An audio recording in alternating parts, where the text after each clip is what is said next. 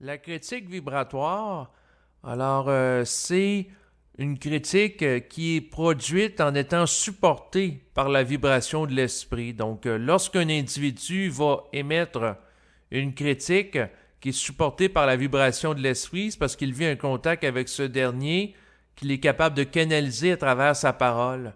Et la fonction de la critique qui est supportée par la vibration de l'esprit est ajuster le plan matériel, les individus aussi qui se retrouvent sur ce plan-là, à cette énergie pour favoriser une évolution et un rehaussement de la conscience des individus impliqués.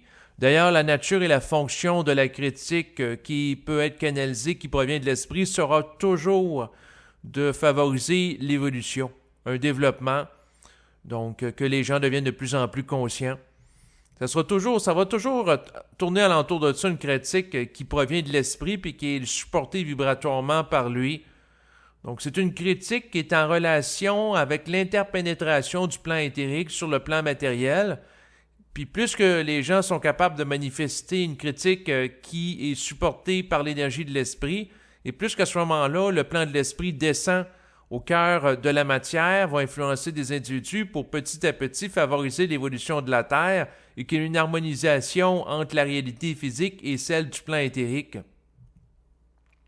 Tandis que la critique qui n'est pas supportée par l'esprit, donc la critique qui peut être supportée par l'influence d'entités astrales, parce que après tout, lorsqu'une personne parle, qu'elle tienne des propos qui soient critiques ou non, ça va être sous influence d'énergie qui proviennent soit du plan éthérique, le plan mental, ou le plan astral. Donc, deux sources d'énergie. Donc, la critique qui provient du plan astral sera une critique qui va être teintée d'orgueil. Ça va être une critique qui peut être extrêmement destructive. Ça peut être une critique, bien entendu, dans laquelle il y a des attaques personnelles, dans laquelle un individu peut chercher à abaisser une autre personne, le dominer. D'ailleurs, l'un des aspects de la critique qui provient du plan astral est lié au fait qu'il y a une forme de domination, de coloration d'orgueil qui s'y rattache, qui va l'alourdir, et elle peut être extrêmement destructrice. Donc, quelqu'un qui est en relation avec le plan astral peut faire à une autre personne des attaques personnelles. Donc, en la psychologisant, en utilisant des étiquettes, en disant à une personne qu'elle est intrinsèquement stupide, niaiseuse, bonne à rien, ainsi de suite. Donc, il peut y avoir des jurons qui sont utilisés, il peut y avoir de la médisance, il peut y avoir de la diffamation aussi qui est faite, et ainsi de suite, parce que la critique astrale va chercher à détruire des personnes. C'est pas une critique qui est faite dans l'esprit de l'amour de l'être humain pour l'être humain. Donc, autrement dit, c'est une critique qui est faite sous l'influence d'entités orgueilleuses qui, par le fait qu'elles ont un orgueil, un ego, et qui ont un certain sentiment de puissance, vont chercher à dominer autrui puis à l'assujettir. Donc, il y aura toujours une coloration associée à une critique astrale qui va faire en sorte que c'est une critique qui ne favorisera pas l'épanouissement de l'individu qui est concerné par elle. D'ailleurs, ce qu'il faut comprendre aussi, c'est qu'il peut y avoir des jeux d'ego, bien entendu, par rapport à des individus en voie d'évolution qui vont canaliser du matériel qui provient du plan astral. Donc, c'est sûr que, par exemple, une personne qui se sent insécure sur le plan psychologique peut chercher à critiquer une autre personne sans que ça soit fondé sur du concret pour l'abaisser et, elle, se remonter et ainsi compenser l'état d'insécurité psychologique qu'elle connaît. Donc, autrement dit, elle va baisser quelqu'un à ses yeux pour se sentir supérieure à elle.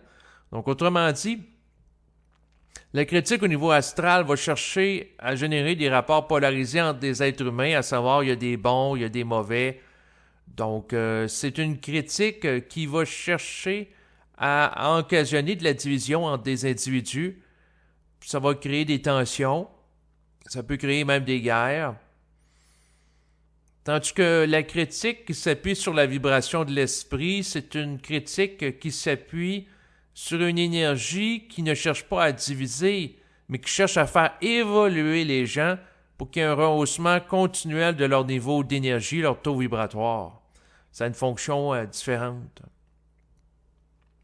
Et c'est sûr que la distinction entre les deux peut être capté en fonction de la lecture qu'une personne peut faire de la vibration que sous-entend les propos critiques tenus par une personne, au même titre que ses propos en général.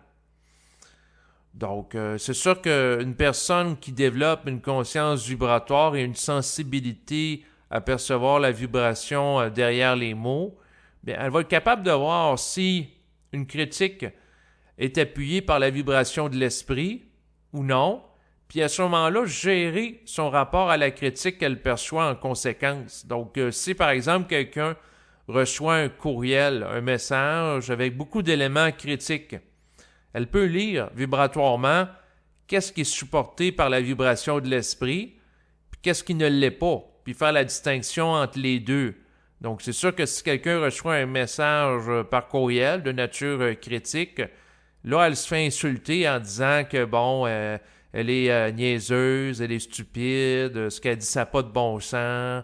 Donc, tu sais, elle se fait attaquer, là. Personnellement, avec des étiquettes dénigrantes. Si la personne a la capacité de capter vibratoirement que ces étiquettes-là ne sont pas supportées par la vibration, par l'esprit, ça va passer 6 pieds par-dessus la tête, dans le sens que elle va lire ça, puis c'est comme si c'est des notes de musique qui sonnent faux. Ça n'entre pas en résonance avec elle, donc elle entend ces mots-là, puis elle passe son chemin, sans leur donner de l'importance, sans s'accrocher à ces formes-là, sans amener ces formes-là à l'amener à réagir émotivement. Puis là, à un moment donné, si elle capte dans la vibration qu'il y a des choses qui sont fondées, dans le sens que c'est appuyé par l'esprit. Donc, si quelqu'un, par exemple, se fait dire qu'il devrait davantage, on peut trouver quelque chose de très concret, là, utiliser un vocabulaire plus simple lorsqu'il s'exprime, puis là, il sent que l'esprit l'amène dans ce sens-là. Il va être obligé de l'étudier, ce que l'autre personne dit, parce que ça fait écho à sa sensibilité. Donc, quelqu'un qui développe une capacité à composer avec la critique va faire le discernement sur qu'est-ce qui est fondé ou non sur la vibration, puis quand il capte que la critique de l'autre personne est fondée sur la vibration, il va s'ajuster en conséquence. Donc, autrement dit, si la personne se fait dire d'utiliser des termes plus simples parce que l'autre personne a de la difficulté à la comprendre, puis elle est mise simultanément en vibration par l'esprit pour utiliser un vocabulaire plus simple, ben, elle doit agir ainsi si elle veut s'ajuster à l'esprit puis monter en vibration en conséquence. Donc, autrement dit, elle doit s'ajuster à cela. Tandis que si la critique ne s'appuie pas sur une vibration, ben la personne ne doit pas lui donner d'importance puis passer à autre chose. Mais c'est subtil, parce que dans certains cas, quelqu'un doit s'ouvrir à la critique, dans d'autres cas, il ne doit pas s'y ouvrir. Puis pour savoir si on doit s'ouvrir ou non à la critique, eh bien, il faut regarder la vibration qui est derrière le propos, qui est amené comme critique. Donc, c'est sûr que par rapport à la question de la critique, bien, c'est fondamental qu'un être humain soit capable de contester, de remettre en question les idées qui lui sont présentées, les croyances. Et c'est sûr que, en lien avec ça, le développement d'une capacité de tout remettre en question, donc d'avoir un grand esprit critique, est fondamental pour un individu qui vit un processus de conscientisation. Et cette remise-là de question passe aussi par la remise en question de ses comportements, de ses habitudes, des croyances que la personne peut avoir, des valeurs aussi qu'elle peut avoir, donc de toutes les formes que la personne peut avoir en lien avec son passé socio-culturel. Donc l'esprit amène l'individu, lors du processus de conscientisation, à revisiter l'ensemble de son existence, les différents aspects de sa vie, pour que son existence soit davantage en adéquation avec le plan éthérique dans ses agissements en termes de paroles et d'action. Et ça peut passer par de plusieurs façons. Donc, au niveau interne de l'individu, ça peut lui dire intérieurement, par exemple, de s'ajuster davantage aux autres lorsqu'il parle pour utiliser un vocabulaire plus simple, plus vulgarisé.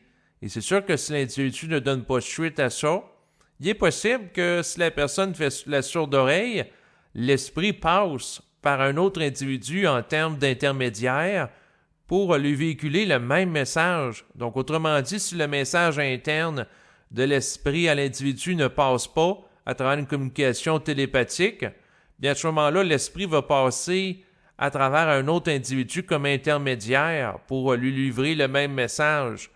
Donc, autrement dit, une personne de l'environnement de cet individu peut entendre quelqu'un lui dire « tu dois t'exprimer avec plus de simplicité ». Puis si l'individu se ferme à la personne, c'est possible qu'un peu plus tard, il y ait une autre personne, puis l'esprit ne lâchera pas tant aussi longtemps que l'individu ne sera pas ajusté au plan éthérique pour qu'il soit capable de composer intelligemment avec la parole. Si l'esprit cherche à ajuster la personne en profondeur en lien avec cela, compte tenu de ce qu'elle a à vivre sur le plan terrestre. Donc, autrement dit, l'esprit va travailler l'individu, puis ce qui va arriver, c'est que s'il ne s'ajuste pas à l'esprit, l'esprit peut y créer des oppositions avec différentes personnes qui vont le contester. Et c'est sûr que ce qu'il faut réaliser, c'est que si la personne ne s'ajuste pas à travers une communication interne, ça peut être à travers l'environnement et les événements, donc au niveau expérientiel qu'elle va s'ajuster. Par contre, de s'ajuster en fonction d'événements, ça peut créer de très grandes souffrances parce qu'il y a des événements qui occasionnent des chocs, alors que les communications télépathiques, ça peut être plus en douceur.